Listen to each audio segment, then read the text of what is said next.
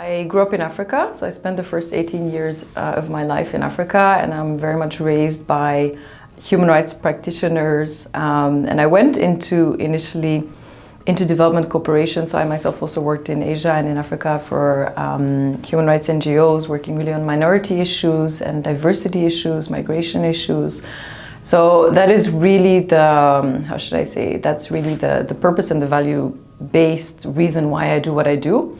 At a certain point, I would say about 10 years ago, I kind of felt like, okay, the private sector and corporations have a big role to play, not just in causing a lot of issues, let's say, around the world in terms of human rights impacts and environmental degradation, injustice and things like that. But because they're part of the problem, they're very much part of the solution as well.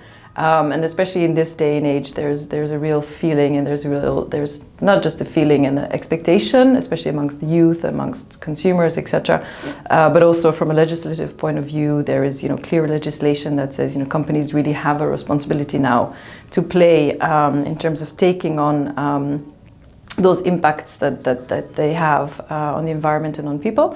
And I basically sort of went into it really from that point of view that I felt that I could play a role in supporting organizations to make that transition. So changing from a pure business to a business that actually takes responsibility for some of its negative impacts and really works on elevating also the positive things that it contributes to society and to the environment.